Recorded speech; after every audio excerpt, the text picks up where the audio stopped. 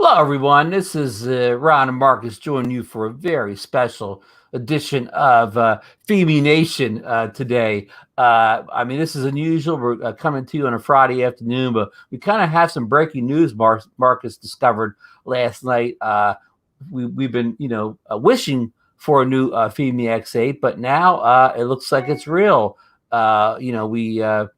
We got information last night that a new model will be coming out, and we don't have a date for it, but we want to kind of go over what we do know about it and, try to, answer any questions if anybody has it. But Marcus, welcome. And how are you today?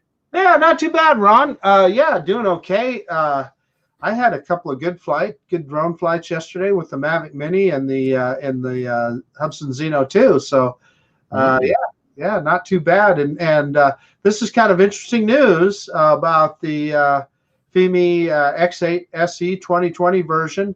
It looks like it's pretty much incremental changes, but all of them are good.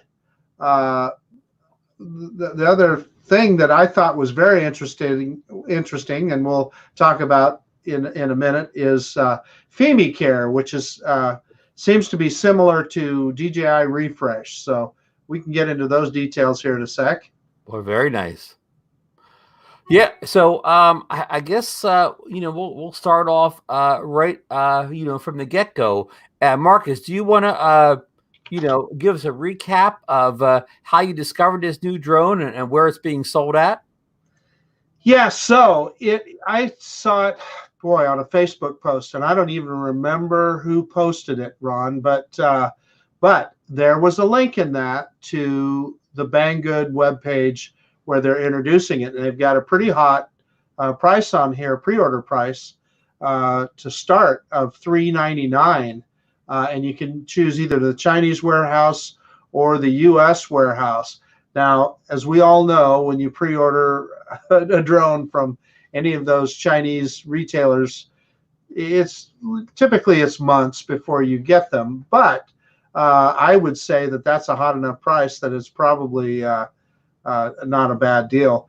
In any case, what I want to tell people is you cannot just go to the the Banggood website and search for the Fimi X8 SE.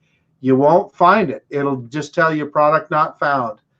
You have to follow the link, and Ron put the link up in there for the super link to the product, right? Yeah, right. Directly to the product. So the only way I know to get to it is if you use that link. And then, interestingly enough, you have a couple of choices to order. You can pick the choice with Fimi Care, and that's $414, and you choose an in-stock alert. And I presume that when it's in, sorry about that, guys. Somebody must have gone out my front door. Put my phone on silent. Sorry. But I think I'm celebrating the celebration sound for the new Fimi X8. Yeah, my wife must have walked outside. That's I've got one of those Ring doorbells. That's the Ring, right? This show is sponsored by the Ring doorbell. No, it's not. Yeah. But anyway, sorry, we ruined your. You ruined your thought with the doorbell. No, that's okay. So, $414 with Fimi Care in-stock alert, but if you choose without Fimi Care, $399, and you can actually pre-order and put your order in directly. Yes, I can order today if I don't get the Fimi Care. That's exactly right. Okay, that's exactly right. If I want the Fimi Care, I gotta wait a while. Well, I'm not sure what that means. I have to tell you, I would recommend probably just clicking the in-stock alert and not waiting for the Fimi Care. Yeah. Well, no, waiting for the Fimi Care. Oh, wait for the Fimi Care. With Fimi Care, $414. So that's an extra $15 for Fimi Care. And I can talk about that right now if you want, Ron. Go right ahead. That's going to be a very hot topic since this is the first. I'm going to say Is this the first non-DJI drone to offer? Well, no, I shouldn't say that. The first, I'll say, let me back up here. The first kind of Chinese knockoff company that offered any type of care program or extended warranty. Exactly right. Because I was going to say the only one, but I know the Skydio 2 offers a program. Yeah. But I'm breaking your train of thought. So let's hear all about this Fimi care program, Mark. Well, why don't you let me share my screen, Ron? Great idea. I'll wait for the signal here. I sent you a request. Share screen. I think we got it. Yeah, let me know when you got it there. Hold on, let me put it. Let me get it like this, maybe. Hold on. There we go. Okay, so let me get to my screen here, and I'm going to go all the way down to the bottom. Okay. Where it tells us about Fimi Care. Well, you're looking for it. I'm going to shout out the chat here. We got Tampa Drone Life in here with us. Hobson's Choice. John Coopy's in the house. Alan Hazard's here with us. Rick Halber's here with us. Ron from 3X Drones. So we got a good crew in here. Probably people can't wait to line up to get this Fimi X8. So Marcus, take it away with the Fimi Premium Care Program. Yeah, so this is interesting. So it's a no-fault replacement. You crash your drone. It even says here that if there's covers drone damage caused by liquid contact, impact, pilot error, etc. So truly a no-fault situation. You crash your drone, or I guess what I'm thinking here is it doesn't give you any details about whether you have to send them your old one back. So I'm not sure about that. Like you do with DJI, for refresh to work on DJI, you have to have the old one. Yeah, so if you just lost it, it doesn't work. So flyaways don't count. Flyaways don't count, but there's no details here that tell us that one way or another. Right. But I like the no fault. That's kind of like car. Remember when auto insurance was a big deal when it went to no fault? No fault auto insurance. So they'll give you 2 replacements within a year. You would just have to pay a replacement fee of $40. So I mean, I just don't know why you wouldn't choose that. That just sounds like a no-brainer to me, especially on this initial deal where if you look clear back at the top, let me scroll all the way back up, and we look at the deal here with Fimi Care. It's $414. Let me click on without Fimi Care, and it's $399. Hey, for $15, I'd say that's pretty darn cheap insurance. So in other words, for the price of 2 for eating at McDonald's, you can get this Fimi Care. So yeah, it's a low risk thing, even if it's got to jump through some hoops. It's worth taking a chance on. Yeah.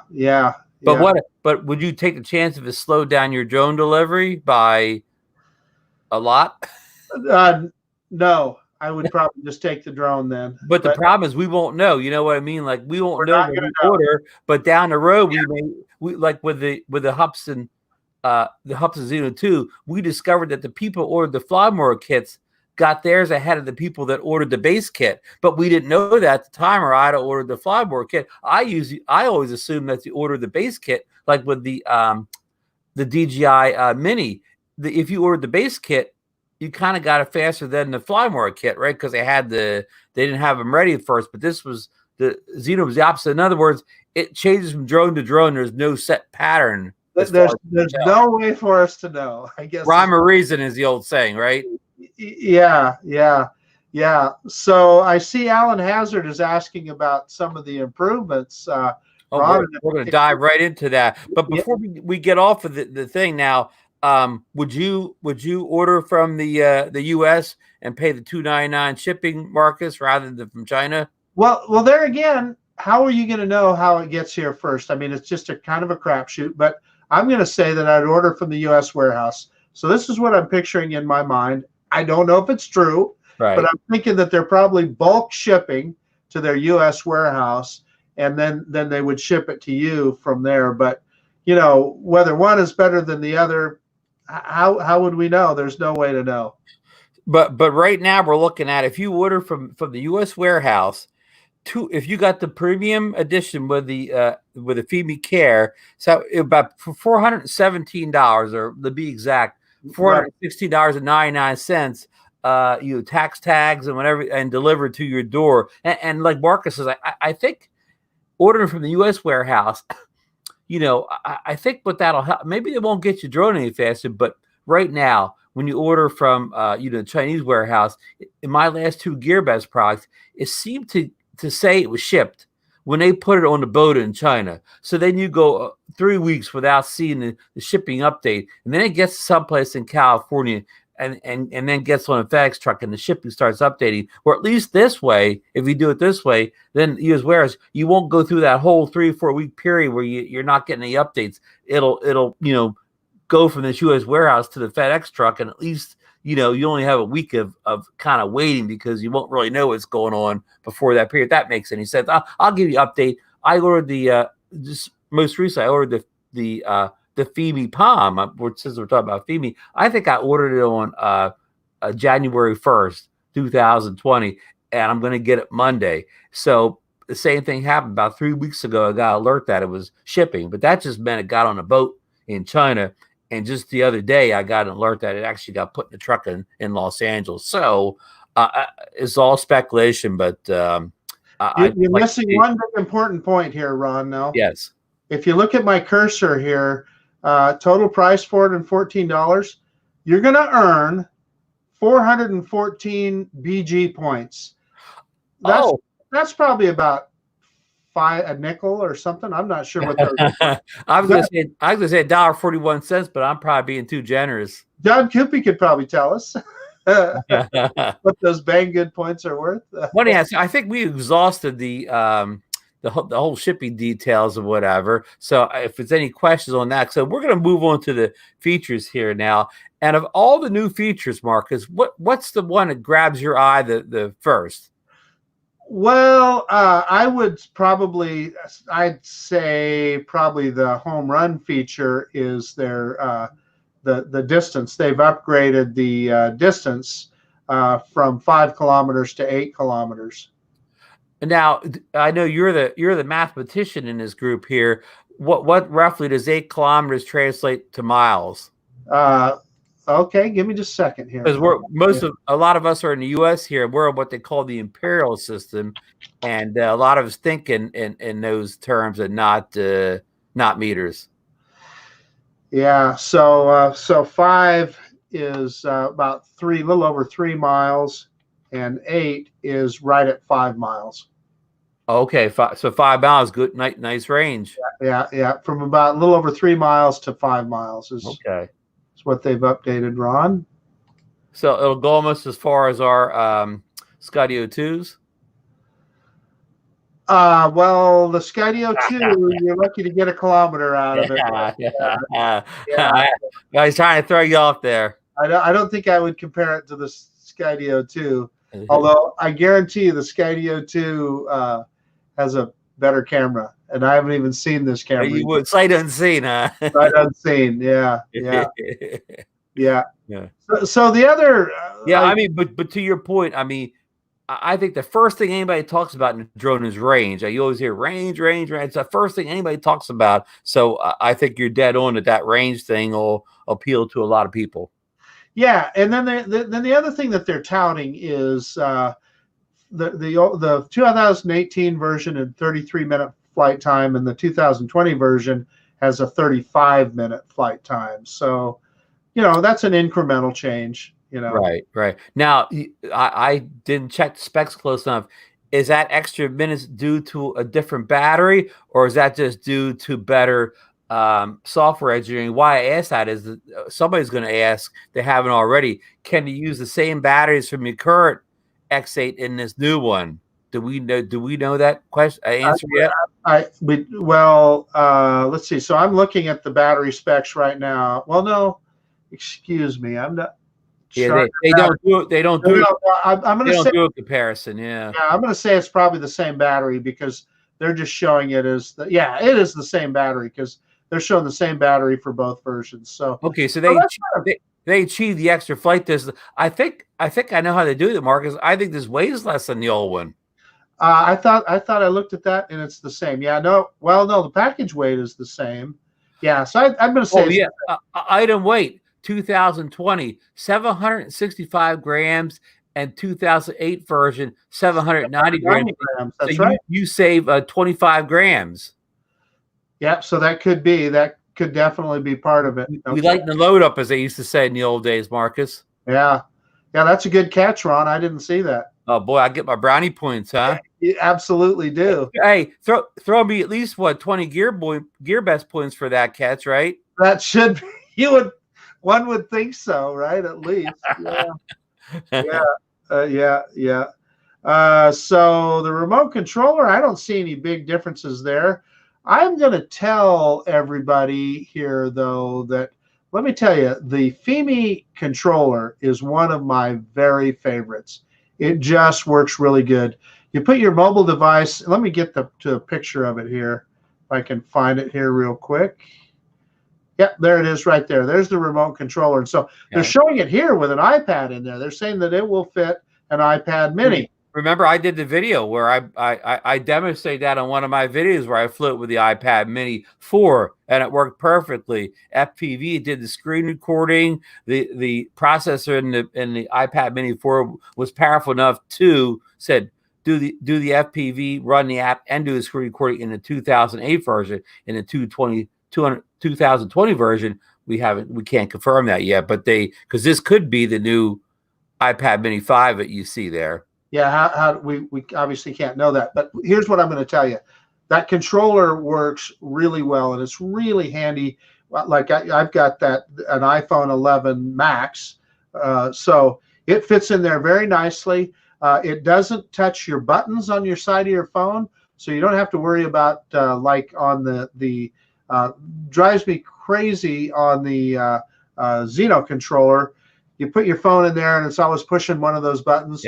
Or even like the DJI controller. When you got that thing on the edge, you can't swipe on the screen. You can't swipe up from the bottom. It's problematic. And this is the best solution that I've seen. And I'm not gonna tell you that it has the same excellent feel that you find with any of the DJI controllers, but it works really well.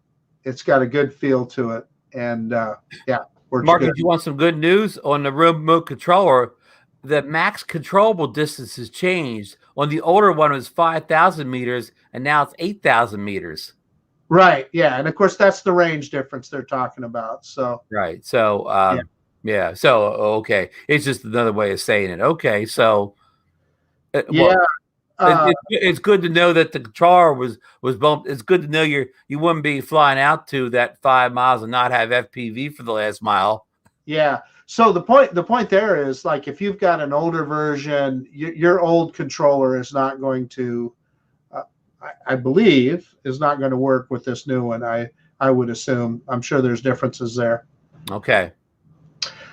So Ron, I was also reading, it must be further down here, that they were talking about how they improved the gimbal. They've got some new software and stuff that controls the gimbal better, which is a good thing to hear from Fimi, because everybody that has the older version understands that we've had an issue with a stable horizon. So that'll be a welcome change. The tilted horizon mode on the Fimi X8 is almost as famous as the hups and drop, huh? That is one of those features that was a problem. No question about it. Okay, so Ron, I kind of scrolled down to the camera section here, which I believe is your forte. Can you maybe walk us through the differences between what we're going to see on the old camera as opposed to the new one? Yes, I will. And I think there may be more changes in the camera than maybe anything else about the drone. I mean, the real showstopper is, it's a 4K camera, which the other one was, but now it offers HDR, which of course, will help, the dynamic range between light and dark or whatever, and smooth it out better. So the HDR feature could be a very useful one, especially if you're in tricky lighting situations. Now, the downside is they haven't improved the camera to a 4K 60.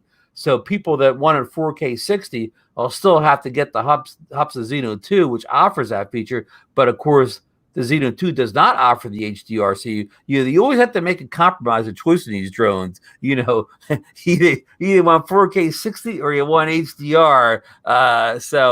Marcus, do you have a preference on which one? If you could only have one, which one you would choose? 4K 60 to me is more of a gimmick than reality. Now, if at some point I was trying to shoot something in slow motion and high resolution, I suppose, I mean, if I could have it, great. But if I don't, it is so far from a deal breaker as far as I'm concerned. And I can always live with shooting 2.7K and 60 if I really going to do a lot of slow motion stuff.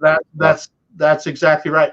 Now, Ron, I don't understand focal distance, so I see there's a difference in of over a millimeter. What does that mean to us? Well, let me just finish up the other conversation. I agree with Marcus. I think the HDR is more important than the 4K 60 if the HDR is done well. I mean, a lot of smaller camera phones that HDR, and some of them do it well, some of them don't do it well. So we won't know that until we haven't tested. But to Marcus's FOV lens thing there, it looks like this one will have a slightly less wide field of view than the other one did, but it's so small a change you will never notice that. But the aperture, it's got a slight bit wider aperture at 2.0 versus 2.2, so it will let in more light, and it'll put more things in the background, in focus. So that's a it's a slight change, but that's probably a bigger difference than the FOV. And the focal distance, I'm not quite sure. 3.54 versus the old one of 4.73.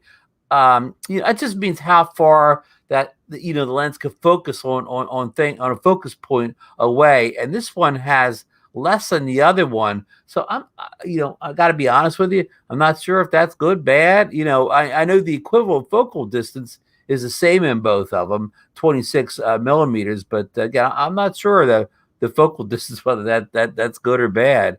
I got one more camera question for you, Ron.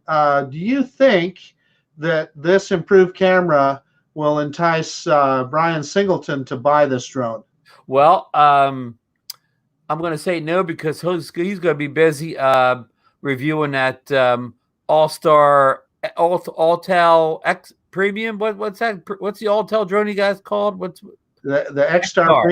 X-Star, and he's got that new drone coming in. The Vitus. The Vitus. What's the company makes the Vitus? Vitamagic. No, I have no idea. No. Anyhow, he's gonna be busy with a couple other drones, so this probably won't entice him. But back to the stats, I think maybe this has a little bit larger of a sensor, a 2.6 rather than a 1.23, so a little bit bigger sensor. Pixels are the same. iOS range looks like the same. The shutter speed's a little bit better on this one. All the video resolutions look to be about the same. It changes a little bit on 720. It gives you more options there. It's 120 versus 200. But the thing people most look for, the 4K settings are all the same as it was on the older one. And this one does DNG, the other one did DNG. They both have video format of MPEG-4. They both need a U3 card. They both have bit rates of 100. So a lot of it's a lot of small changes here, but a lot of good changes. I'm going to call these incremental changes. The camera should be better according to the specs, but specs don't make the camera. I've seen many times where a camera with less specs actually looks better than a camera that has quote quote better specs. So the proof's in the pudding, as they always say. Proof's in the pudding, yeah. So, Ron, I was just kind of looking at what you were talking about on the 720p frames per second. I'm just wondering if anybody that ever owned a Fimi X8 SE shot in 720p at 200 frames per second. A slow motion geek. You'd have to be a real slow motion geek. So I can't imagine that's a spec that would make much of a difference to anybody. And I think as we go down here further, we're going to see that they've changed the codec. We can go to that H.265 codec. And Ron, if I understand that correctly, it's just the advantage to that is that it takes up less space on your hard drive. That, and it's a more efficient codec. It's more efficient, but also it takes more processing power. So there's upsides, but there's a downside to it. So if you had an older computer or maybe not a high-end video editing program, maybe you'd be better off sticking with the H.264. In other words, if you go out and shoot a great video, whether you record an H.264 or H.265, you're still going to have a great video. You know what I mean? You're not. And if you shoot crappy video, just because you shoot an H.265, doesn't mean you're going to be able to edit it into a masterpiece. So, I mean, one of those things, I wouldn't get too concerned over it, but it's nice that they offer it. Yeah, I can tell you that like my Hero 8, my GoPro, it actually warns you when you try and put it into the H.265. It tells you, hey, if you don't have a fast computer, don't use this codec. Exactly. So yeah, be careful. Make sure you get Mark said your equipment, your editor. I mean, maybe not every editor out there can do H.265. So if you don't know that you need it, if you don't know that all your computer and software is ready for it, keep it in H.264 for now. It's what they future proofed it. You know what I mean? And someday it's going to be a big deal, and it's here now. Okay, Ron. So there's a spot here where they've listed features. Do you want me to kind of go through? Yeah, that's probably a good point to hit these. Yeah. So of course it says foldable and portable design. That's nothing new, but I thought this was interesting. The 3-axis mechanical gimbal, lightweight 3-axis mechanical gimbal with I'm not sure if this is a change, but it says with the latest professional control algorithms, bringing in the ultra smooth and jello-free videos, even in high speed or strong wind conditions. So hopefully that's an improvement over the old gimbal that we continually had those tilted horizon issues with on the Fimi X8. I think it is, because I think they went out of their way to highlight things in red that have changed. Yeah. I believe you're right, Marcus. And I think, Ron, you should take 3 through 5 here, because they're all camera related. Okay, we touched on this already, HDR video and photo, and I don't think I mentioned that it had HDR photo. The high dynamic range, video support, the 2020 mile makes your shot looking. They didn't put they're not spelling good here. Looking instead of looking, stunning by preserving the original detail, light and color tones of your scene or subject in such a way its HDR capabilities take the visual experience of any creator to entirely new levels. So we covered a little bit. Like I said, hey Ron, should we warn people about how much space that takes on their SD card? Good point. If you shoot HDR video, I mean, photos no big deal, because the photos files aren't that big. But yeah, you will chew through your memory card space faster if you're shooting the HDR video. So here, Marcus makes a good point. If you're shooting, I don't know, in the middle of the day and the light's consistent, the same or whatever, don't put the HDR, and you don't need it or whatever. It's not gonna really gain anything. But if you're shooting at a difficult lighting situation, like maybe around sunset where you have brights and darks or whatever, the HDR are kind of blended better together for you, and even out the differences in exposure. But middle of the day, 12 o'clock noon, most parts just turn off. Night shot is something we didn't talk about yet. You can take your drone with you and capture the beauty of the night. Now that's a thing that the DJI Mavic 2 Pro introduced almost 2 years ago now, and the Hubsan Zeno 2 added it on this recent release model. So it's something that people are starting to add, and that doesn't mean you can shoot in the dark. This isn't a FLIR camera, but if you live near a city skyline, it's all lit up by buildings and bright lights, whatever, you'll be able to capture all that. Now, if you live in the boondock sticks and there's nothing lit up, it won't see anything, if that makes any sense, Marcus. It does. And I see, yeah, number 5 just explains exactly what you talked about the codec. Okay, preserve the quality and details while occupying 40% less compared to the H64. But like Marcus warned before, be careful before you turn that on. Make sure your computer and your software can handle the more processor intensive H265 file. Now, Marcus, I'll let you handle number 6, that optical flow positioning. Yeah, so this one is interesting. So 30 meters, optical flow, which is way up there. I mean, that's about 100 feet in altitude, and it allows you to keep stability even without GPS. So I'm trying to remember. I never flew the X8 in ADI mode. I believe I'm trying to remember if there's a switch to turn off GPS. Honestly, Ron, I don't remember, but evidently this allows you to do that. And now I would think that where that would come in handy is, say, for instance, you were in shooting inside a building or, a big warehouse or something like that, and you needed your drone up high and there wasn't GPS. That's where that optical flow with that kind of range would really help you, because it would keep the drone steady. Now, understand, when you're not using GPS, if there's wind, that's would blow the drone side to side. But what the optical flow would do would be to keep it at a stable altitude. Let me ask you this question, Marcus. I forget, in my testing of the Fimi X8, your Fimi X8, is there a way to turn GPS off and fly in ADI mode? Yeah, so that's what I was just trying to remember. I don't remember, Ron. I'd have to go back and look at because it. If you could, I guess if there was some strange situation where we wanted to turn GPS off and fly in ADI mode, then you had the extra help of not only having to stay at the right height, but kind of this 30-meter optical flow would even keep it from drifting around a whole lot. Again, unless you're in extreme winds or whatever.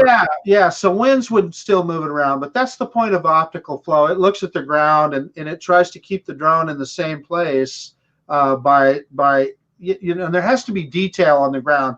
In other words, that's why they warn you sometimes to turn those downward sensors off over water, because the reflection can mess it up, and it doesn't know where it needs to stay.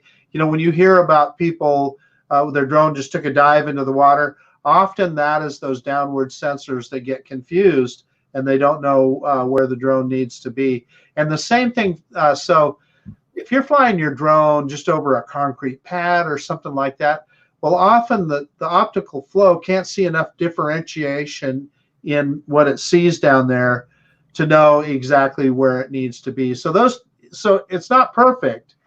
But it does work pretty good, and strong wind would also be a problem. Alan Hazard in the chat says no, there is just switches to ADI when there is no GPS. So Alan's confirming there is not a hardware or a software method to switch off a GPS on the Fimi X8, which is common on most drones nowadays. That switching GPS off is something that seems to be going away slowly. We have the 30-meter optical flow positioning. How many meters is the optical flow positioning for the Xeno 2?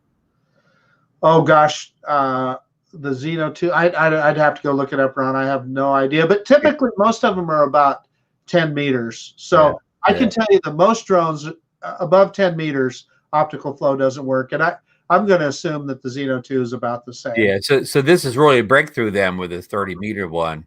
Right. Yeah. Number 7 is kind of interesting, and we talked about that a little earlier. They did increase the flight time by 2 minutes, and Ron speculated that they did it by reducing weight. Who knows? Maybe they have more efficient ESCs too. But more flight time is always a bonus, and it looks like it's with the same battery. And then we've already talked about the 5-mile range now as opposed to the previous 3-mile range. So it says that it did, though, this is interesting, it increased their signal strength by 5 dB. I'm not enough of a wireless guy to even understand what that means. But in any case, we do know that it increases range. We need to get our expert in, our gentleman friend in Canada, with the Xeno 2, Blue Skyver. Oh, Blue Skyver, yeah. He worked for. He's an engineer. He worked for the phone companies. He would understand all those signals. He would understand all that wireless business, yeah. So I'll just scroll down here, Ron, and you tell me if there's anything interesting. I guess, yeah, we can look at this page right here. Now, just by the looks of it, do you see a difference in the looks, or is it same body? Physically, it looks the same. Okay. And now here's something interesting that I didn't see before. It also says rainproof design. I don't believe that was on the old one. No. That's a feature everybody wants too. Yeah, so that's very interesting that you could fly it in that it's somewhat waterproof. Huh, I'm looking at the smart shots here. Did the old what's Cineshot, and did the old one have Cineshot? Oh, you want me to scroll down here a little further? I jumped ahead, huh? Yeah. So I was sorry. No, go back. I didn't mean to jump way ahead. I was looking for I never saw the rain thing. Where is the rain? What heading is that under? I never saw it. One that just says Fimi X8 SE. It's one. I see it. It's a small print all with the umbrella. I got it. Umbrella there, right? Got it.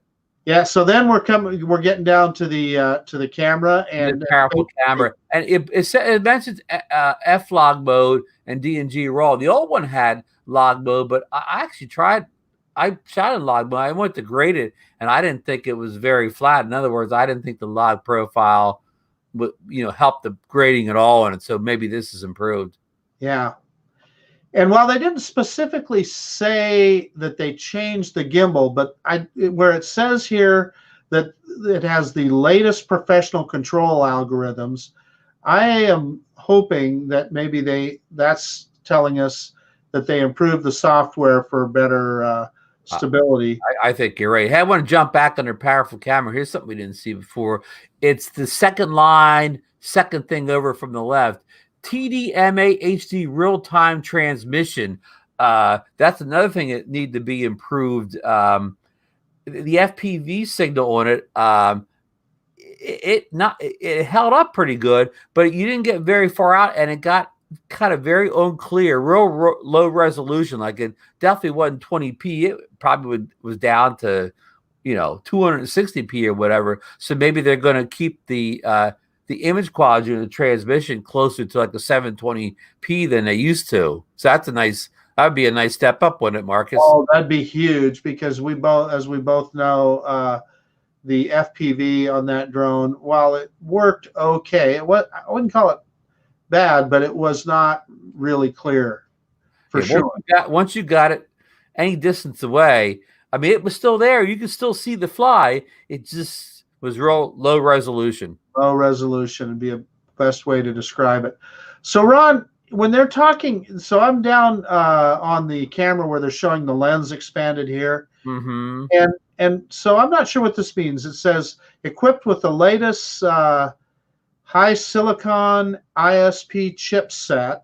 So I do know how important a chipset is for cameras. It's how it allows the camera to process images, but I am not familiar with high silicon, if that's a good brand or not. Yeah, I've never heard of that brand before. So, I mean, it could be the best brand in the industry, but I've just never heard of it. Yeah, but evidently it is something that they changed. So that I know for a fact that can affect image quality in a big way. And that's a good thing too, because the other camera, I mean, just on limited testing, I think the camera looks a lot sharper on the Xeno 2 than it did on the Fimi X8. So if this helps bring it on par with the Xeno 2, or maybe even better than the Xeno 2, this is a nice addition.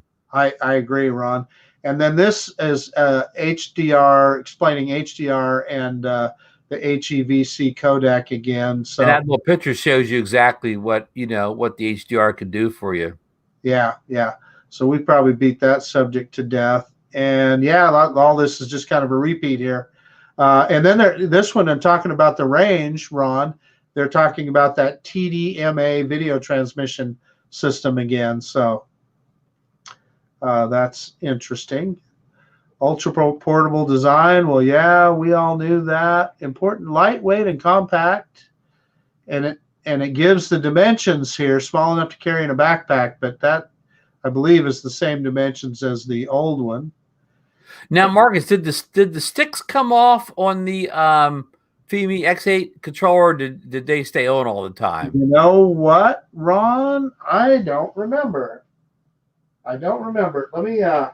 Yeah, if they, I never tried it. Even though I have more recently, I never even tried to remove the sticks. I've got my new wing for my Fimi X8.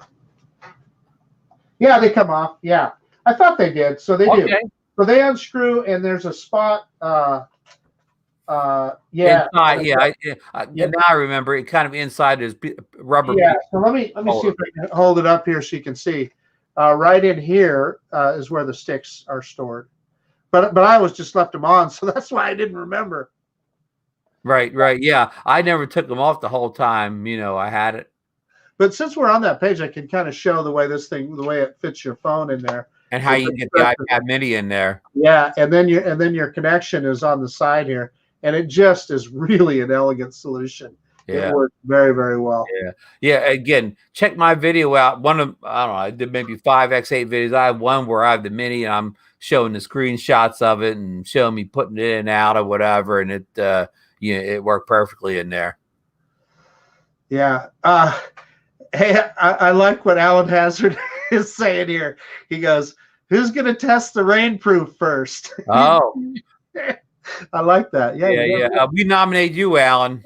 That's a good one. I can't test. It doesn't rain here at the Jersey Shore. Okay, Ron. So now these next two here, where it says more powerful propulsion system, we don't see that in the specs that they provided. In other words, these where it says improved aerodynamics. The only spec here that's different is this 35-minute flight time. So whether it's actually faster or not, we don't know. But it does say more powerful propulsion system. Now, I'm going to warn everybody. You saw that I've got a new arm for one of mine, and that I believe is because this thing is really a really powerful drone, and I think it puts a lot of torque on those arms. So let's hope that they improve the strength of the arms on the drone at the same time. Right. That's a big concern. If they haven't done anything to strengthen up the arms on that, this could be a problem. So Ron, I can talk about this next one here too. So I'm just looking at this. All of this looks the same. Here's the one exception I want to talk about is Hyperlapse and panoramas. They've always promised us that, the panoramas. We've never got panoramas, and I don't think Hyperlapse either. If we have Hyperlapse, I've never tried it, but I know for a fact I tried to shoot panoramas with it, and they just haven't made it available. They said that the 2018 version would have it, but they're not there. So hopefully by the time this one is released, they'll have that figured out. And yeah, they better, because the Xeno 2 has panoramic photos and different ones. Like it has one it takes 48, and then it has it's I think 4 different panoramic modes. So a lot of the ones that DJI has. So they better get this done. And I know the Xeno 2 has Hyperlapse also, so they need to get that working to stay competitive. Well, I agree, and like I said, that was promised us that in the 2018 version, but never delivered. So, but other than that looks the same. Smart tracking, I got to tell you, tracking on the Fimi X8 was always hit and miss. In fact, it always said when you looked in the app, it would always tell you, it would have little letters underneath that said beta, and it never really worked as good as what you would find on a DJI drone or even the Hubsan Xeno. Even the original Xeno, let alone the Xeno 2, did a much better job of tracking than the Fimi did. So hopefully, yeah. So this is an opportunity for them to make a big improvement here. Yeah, yeah, yep. So that would be good. Let's hope they did. Now, how about that waypoints? Did the other Fimi have waypoints? It did, and it did a good job at it. Waypoints worked well. Good, yep. Good. Now here they're showing the panoramic modes here, and it offers 3, and I'm almost positive the Xeno 2 has 4, and what they're missing here is the Fimi doesn't have the spear panoramic, which takes have the little planet. Yeah, doesn't have the big boy. Well, I can tell you, I think they had the same picture on the 2018 version, and we never got it. So, yeah. Well, remember too, we're nicking them for this, but the Hubsan Xeno 2 in that creative mode thing setting you have inside, the 2 things that didn't work on the Xeno 1 still don't work in the Xeno 2. Still don't work on the Xeno 2. The Xeno 2 does not have an automated droney. You can use LineFly and make your own. You can program it in there with LineFly, but it doesn't have just an automated quick shot droney. That's kind of interesting how these different companies do things differently. Right. Now you get your time-lapse photography, which of course that's the Hyperlapse. Right. And I don't think we had this on the 2018 version, and if it was there, I never tried it, so I don't want to say definitively on that. If somebody in the chat knows, maybe they can. You can fly free. It'll focus or do a waypoint. That's kind of common. Yeah, typical stuff. But that's kind of cool. I like that, being able to do a waypoint time lapse. Yeah. Oh yeah. How about that night shot? They're showing you the difference between shooting it without the night shot mode and with the night shot mode, and you can see how it just glows with the night shot mode on.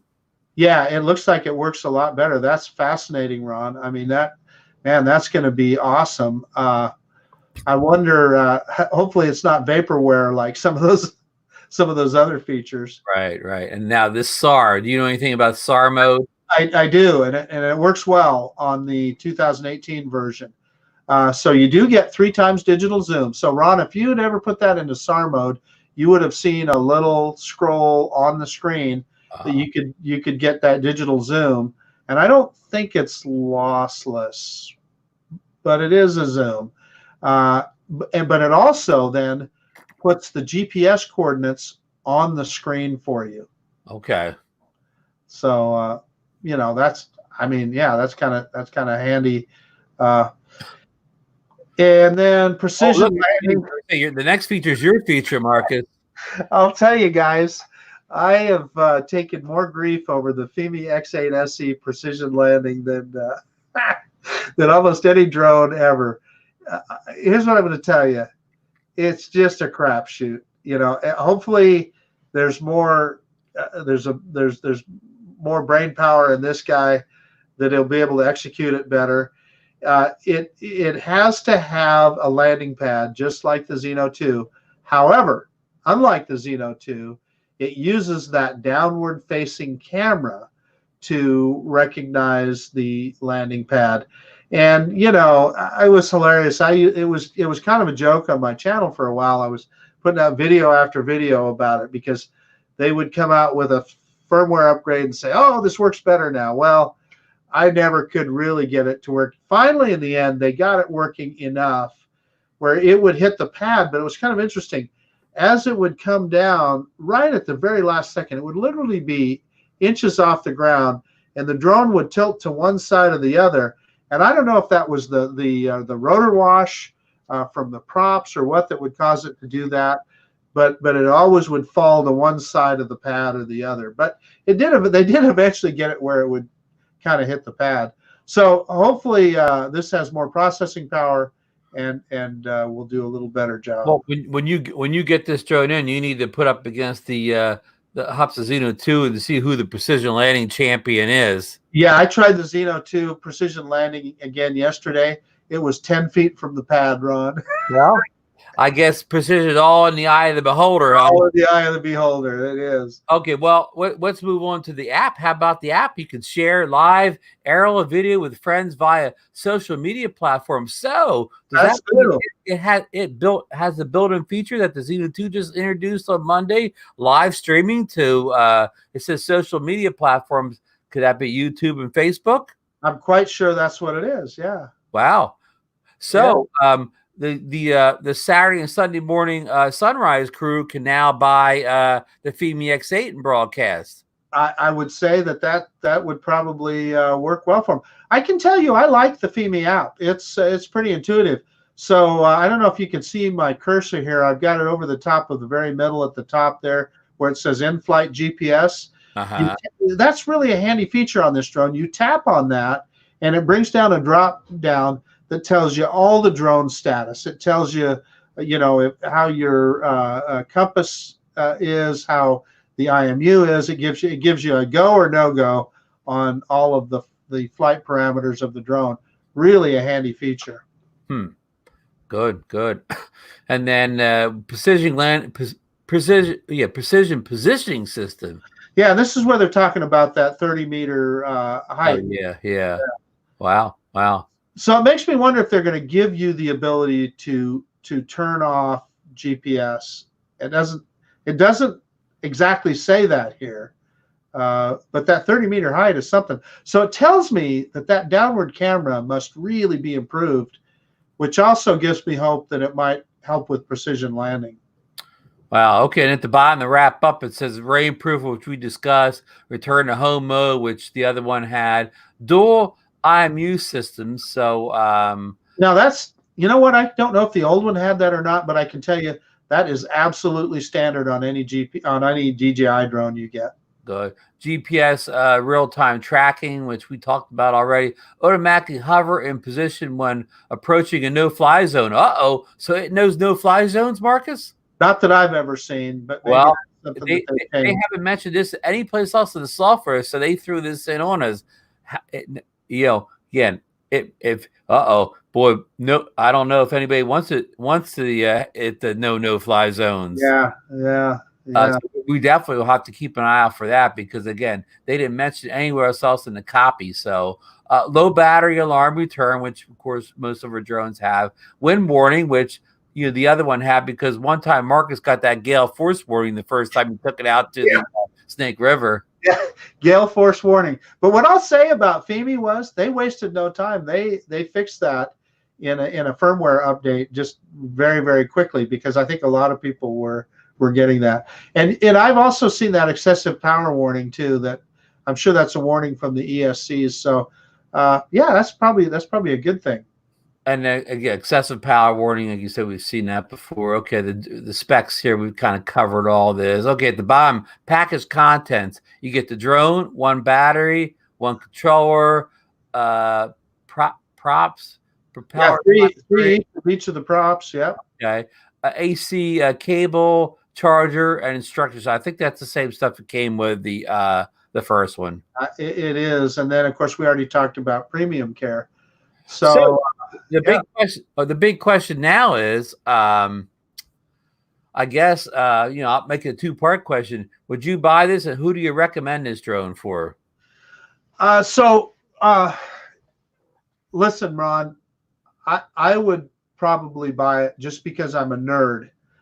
Do I need it? No, I've already got a Fimi X8 SE, but just because I'm curious as heck to see the differences. And you know what? For $400, to me, that just seems like a steal. I probably will. But I would say that if you already have a Fimi X8 SE, or you already have a Hubsan Zeno 2, I don't think there's no big game changer on there that's any reason for you to scramble and go out and buy one. How about you, Ron? Yeah, I mean, we're just checking the specs. I mean, I probably wouldn't recommend it for anybody who already owns the Fimi X8. I'm going to relate to like iPhones, and if you're not an Apple guy, then Samsungs or whatever. If you had the iPhone 10 and the iPhone 11 came out, yeah, it's a little bit better, but you probably you probably wouldn't want to run out and upgrade, but Let me ask you this, Ron. yes. Is this the Hubsan Xeno Pro of the Fimi world? The Xeno Pro. Yeah, well, you know what? I'm going to say no. I think it's a little bit better. I think some of the changes in here, especially to the camera, I think it's got a lot of nice little upgrades.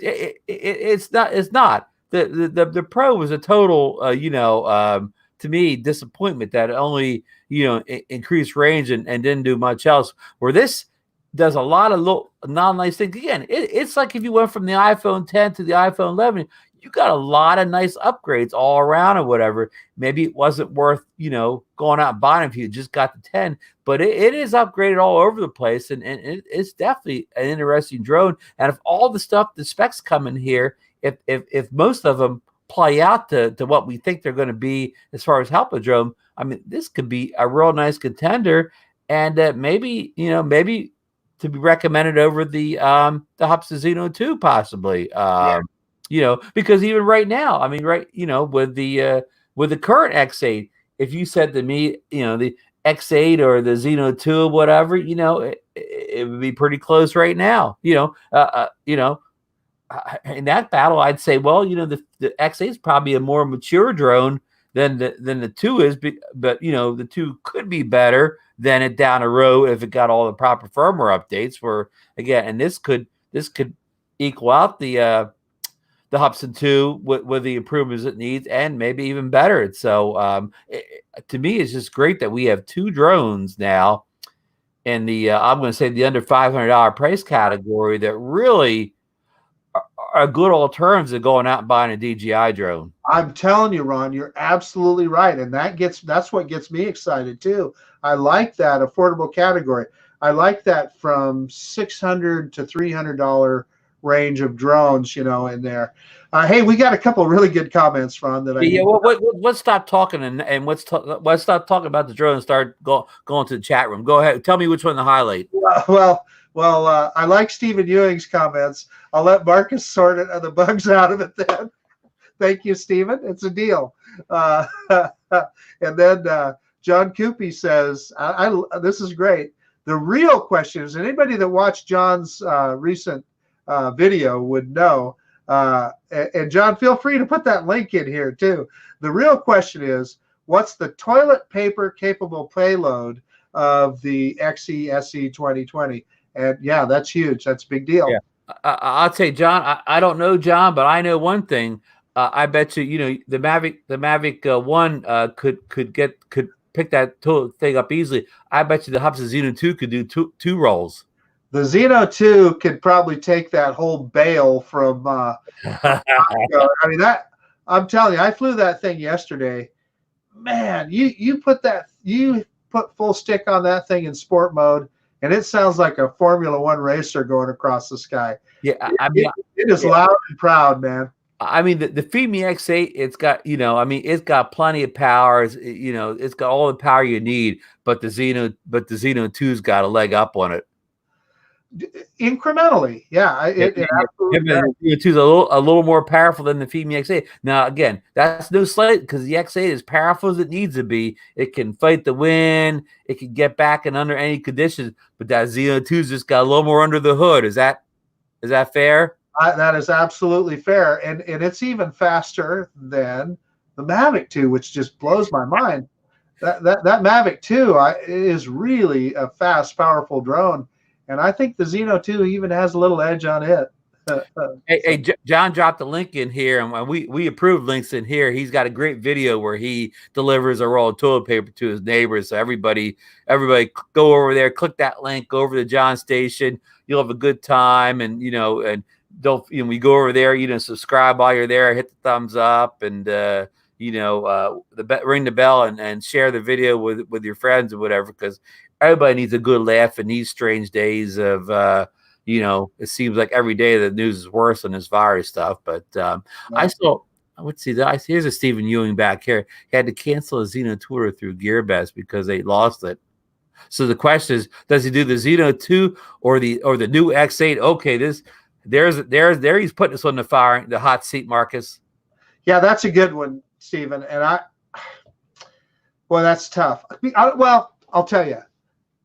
My original Fimi X8 SE, I had a really rough start with that drone and was not happy with it at first, but I grew to really enjoy it as I went along. And as Fimi came out with firmware updates, they really improved it to where it really was kind of one of my go-to drones. So I can say that, that Fimi drone, I expect that it'll be a pretty decent drone. The Xeno 2, I mean, it's a good drone, but we're seeing a few little. Let me put it to you this way: the Xeno 2 is way better out of the box than the original Xeno was by a wide margin. But that doesn't mean that it doesn't still have a few issues. But it was $400.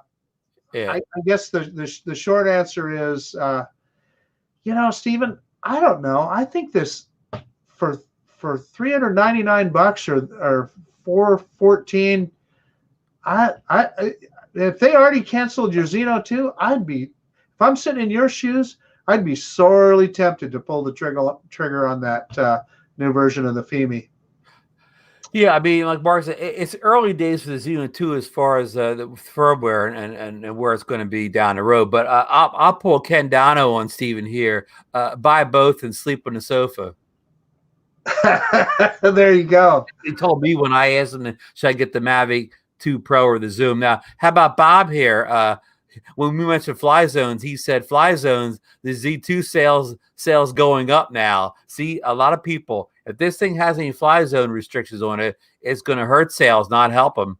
Yeah, you know what, Ron? I think about that. I think they said that with the original Fimi too, but I'm telling you, I have never seen it ever mention anything. Not that I ever flew it in a no fly zone, but you know how a DJI drone will even give you a warning if you're in Class C airspace or something.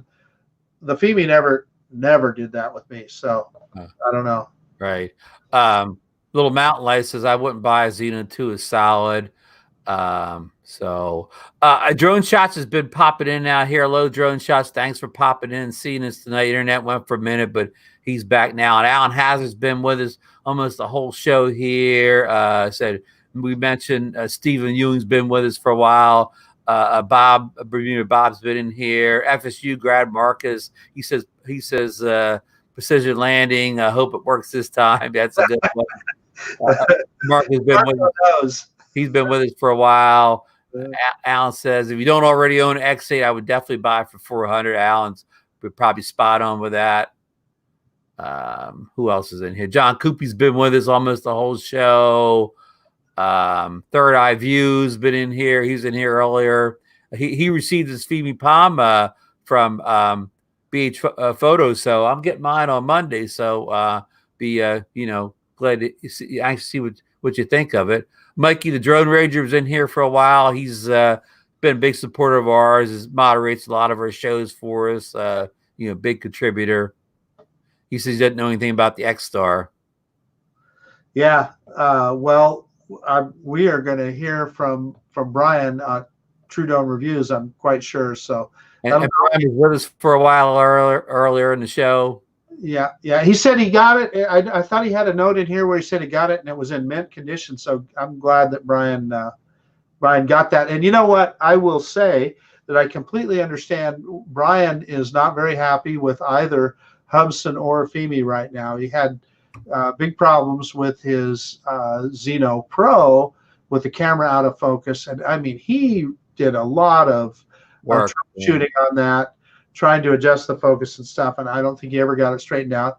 And then with his Fimi X8, and this is kind of weird, after one of the firmware updates, and who knows if it's really related or not. That's the problem, is you can never really know those things. But that thing is out of focus, and all of a sudden it got the shakes. he's got a number of videos up on that.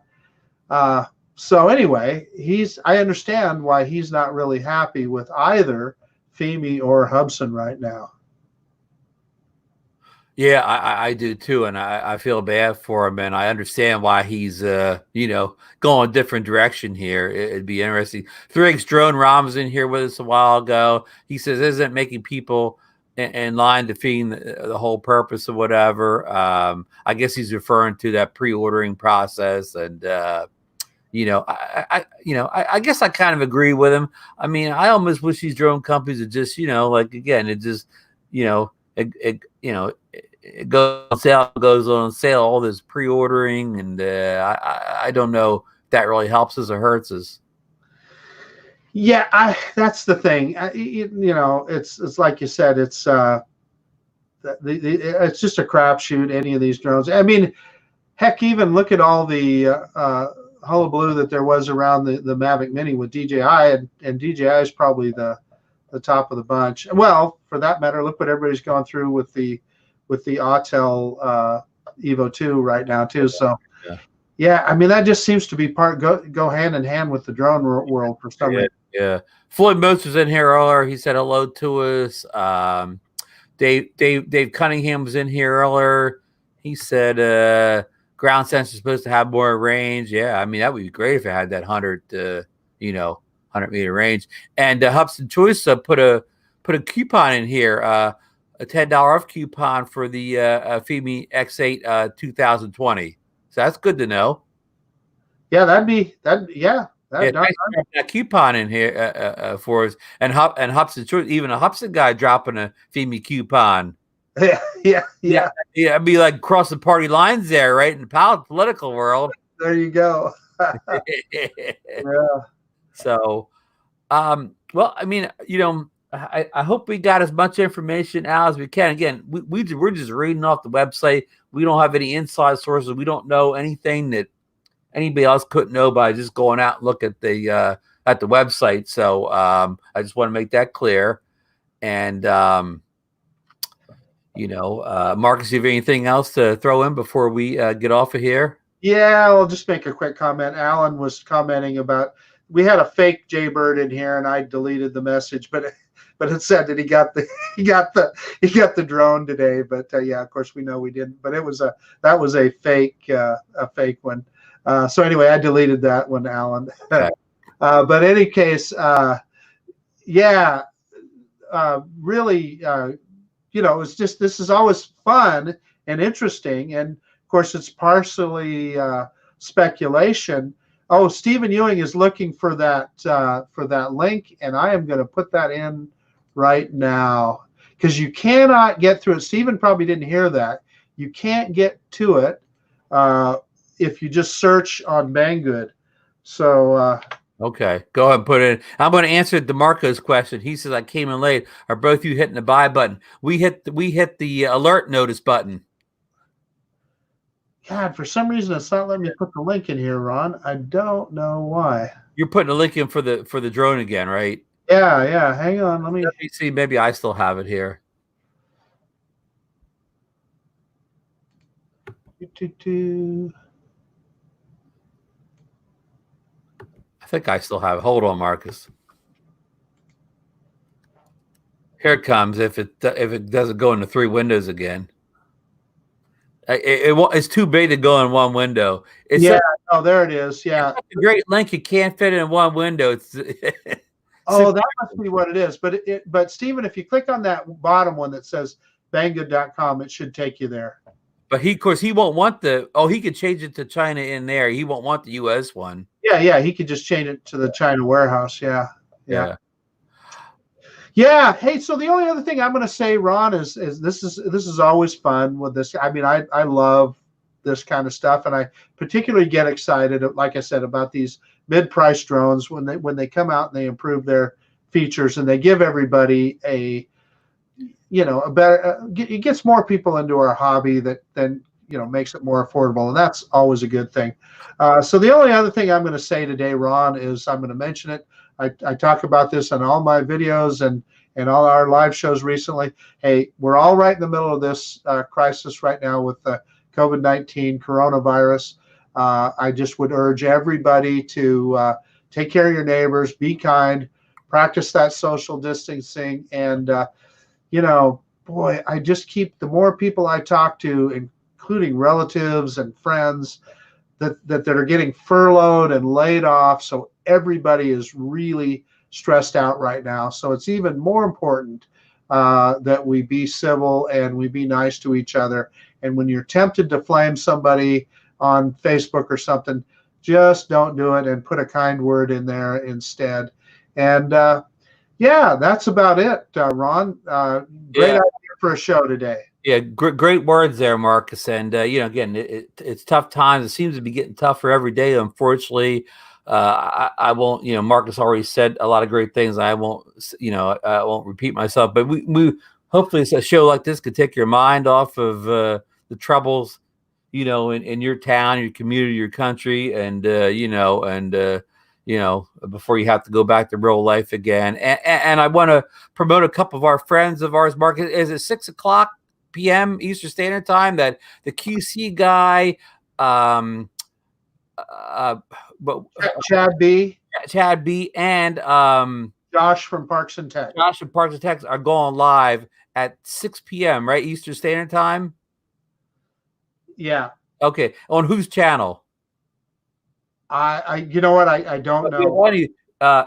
Just look for links, but I just want to check out their show. They probably have different views on this new Fimi X8 than we do, so get a little bit different opinions of what's going on. So check those guys out. We always want to promote everybody that's in this community that's on the show, and so stop over there, check their stream out, and that's about it from what from my perspective. We'll be back Monday night with our normal Xeno Nation show, not 9 p.m. Eastern Standard Time, on the Xeno Nation network of shows. We came off a great show last week with, Sean Oz. So we'll probably get back to focusing on the Xeno 2 this week, because there's been some updates and so on. And they've added, YouTube, streaming from within the app. So anyhow, that's about it. So I'm going to say I want to thank everybody that showed up here. We had a good group in here. A lot of our regulars. It was impromptu. I didn't, outside of getting on Facebook for 5 minutes before it started, I did no pre-advertising. So I want to thank everybody for showing up tonight. And we'll definitely be back Monday with another show for you. So see you next time. Bye, everybody.